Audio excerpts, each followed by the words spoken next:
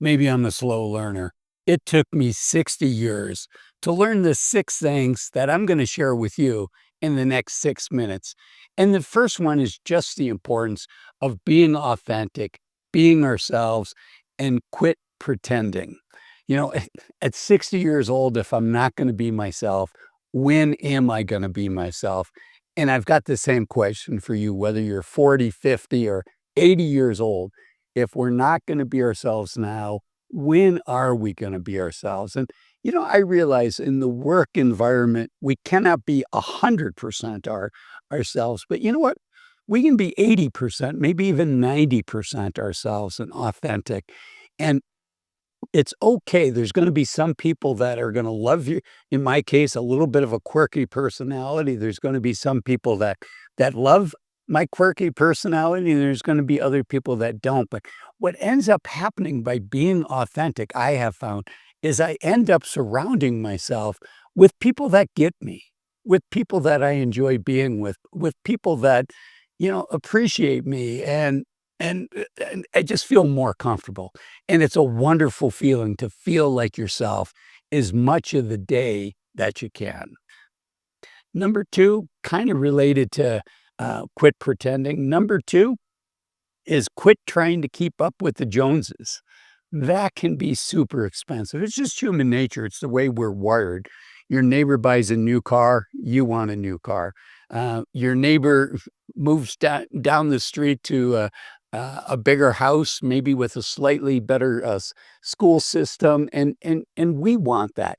And for the things that we truly want that are going to move the needle in our lives and make our lives better, make our kids' life better, bring joy to our life, bring opportunities to our life.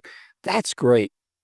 But to just be chasing things because somebody else has them, that's a fool's game. I used to live in the Bay Area, out in the San Francisco area, and there were a number of very, very wealthy people out there. I was friends with some of them, and it just doesn't end. The way I finally said, "You know what? I gotta get out of here. This isn't where I wanna raise my family," is w I started a company when I was younger.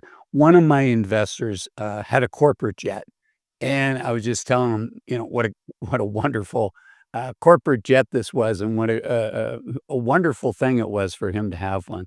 And he was saying, yeah, he really loves it, but, so and so, another one of my investors, has an even better corporate jet. It can go from San Francisco to Europe nonstop, and his corporate jet couldn't do that, so it never ends. So don't if you haven't tried keeping up with the Joneses, don't start now.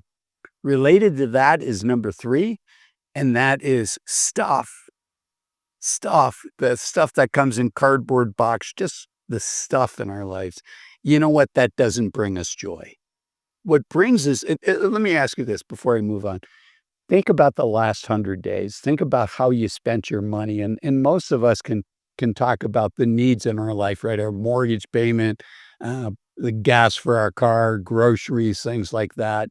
Um, but most of us have a hard time with the wants in our life, particularly the cardboard boxes that show up at our front door. Going out to dinner with your spouse, that's a want, and that can be a great investment in the relationship. And you'll probably remember that. Hey, we went out to dinner a few times, took the kids out, my wife and I had a good meal, whatever it is, we took a nice vacation.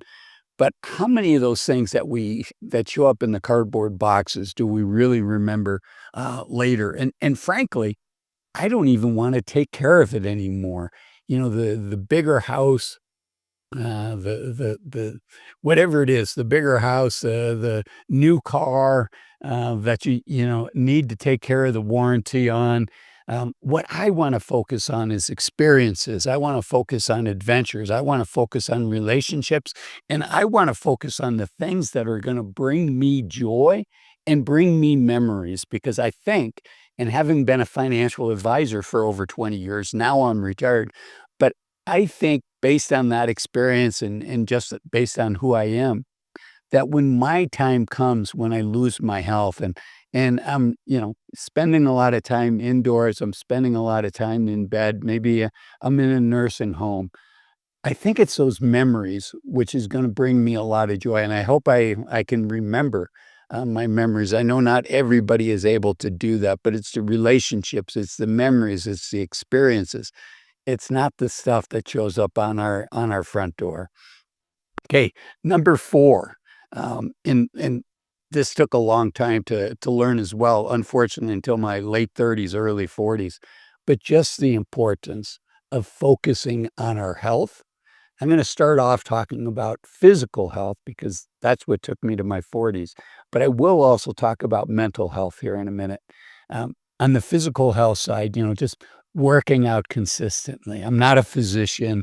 Talk to your doctor before you do any of this, but do what you can to stay as healthy as you can. And part of that is what we do in the gym. In my case, I have 3 things that for me work for me and I like. One is I go to the gym. So I try to maintain my muscle mass at my age. My doctor says I'm going to lose 1 or 2% of my muscle mass every year if I don't lift heavy things in the gym. So that's number 1. Fortunately for me, I can still run a 5K a couple days a week. So I do that the second day. And the third day, I do yoga to get rid of my aches and pains.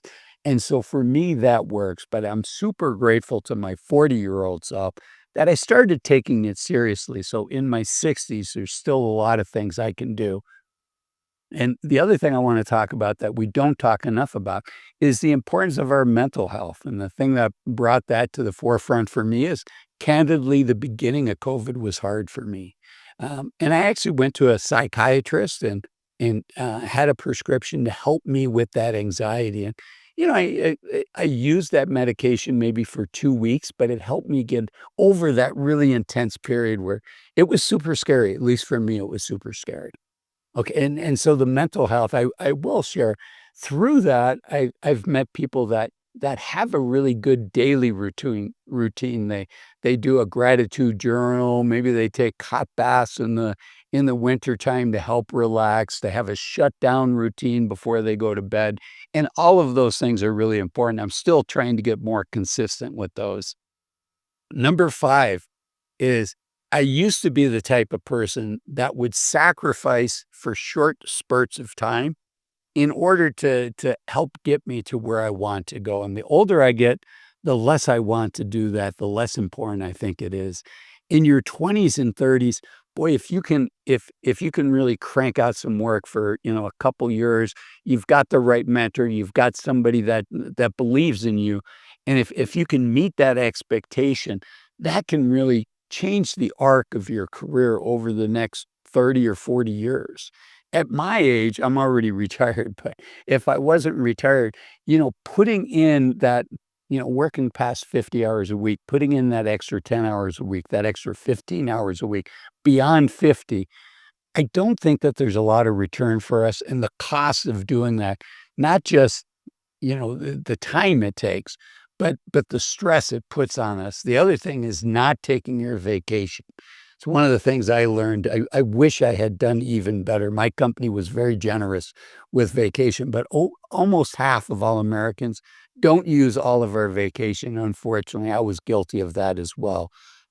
Um, and the last one, and this might sound funny coming from a financial advisor, is just the importance of being able to switch from being a saver to a spender.